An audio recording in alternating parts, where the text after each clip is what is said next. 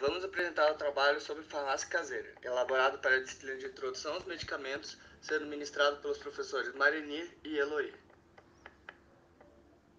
Caracterização dos domicílios e medicamentos.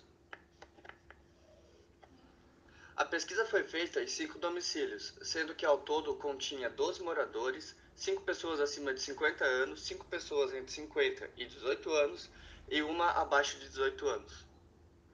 Foram encontrados 88 medicamentos nas residências. O uso da maioria desses é feito pelas pessoas de maior idade, que corresponde a quase 50% dos moradores pesquisados. Locais de guarda.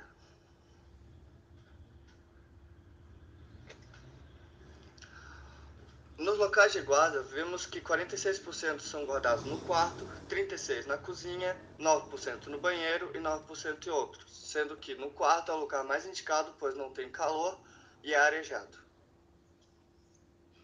Tipos de medicamentos e formas farmacêuticas.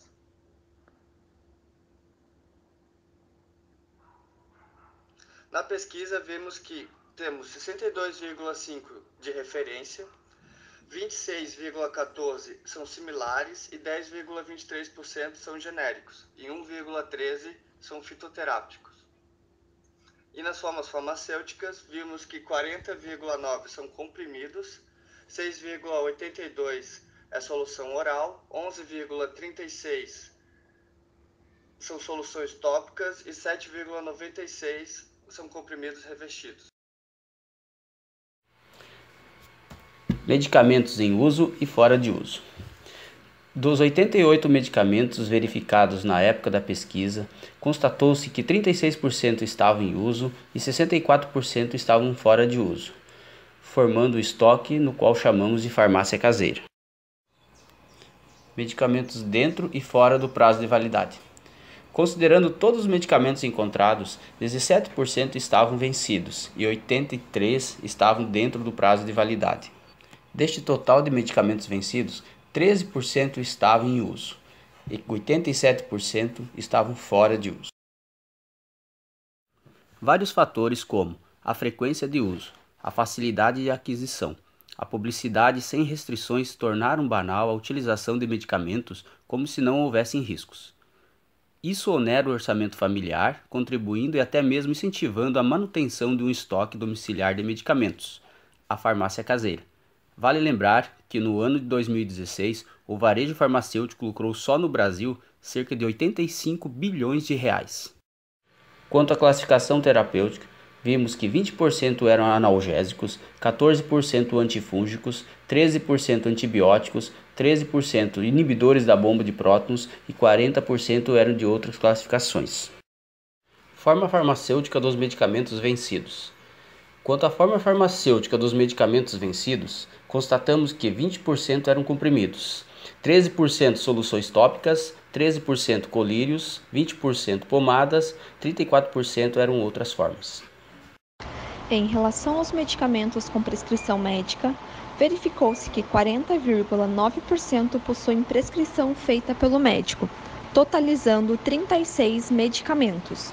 Os outros 59,1%, correspondentes a 52 medicamentos, são sem prescrição, ou seja, mais da metade destes. Concluiu-se que os indivíduos têm o hábito de se automedicar, e uma das principais causas disto acontecer são as indicações feitas por parentes ou vizinhos, que ao ingerirem tais fármacos e, aprovando a sua eficácia, acabam por indicar para outros que possuem sintomas semelhantes. No que diz respeito à tarja dos medicamentos, 54,5% correspondentes a 48 medicamentos são sem tarja, o que se assemelha ao fato de ter uma porcentagem alta de medicamentos comprados sem prescrição médica. 34%, equivalentes a 30 medicamentos, são com tarja vermelha, porém sem retenção, como relaxantes musculares, anticoncepcionais e afins. 9% são considerados de tarja vermelha com retenção, correspondentes a 8 medicamentos, como algumas classes de antidepressivos.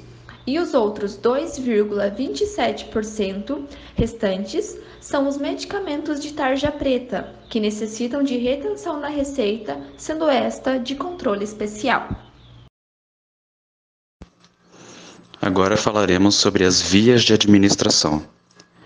Dos 88 medicamentos, foi constatado que 85% foram por via oral, 2% por via nasal, 4% por via oftálmica e 9% por via tópica.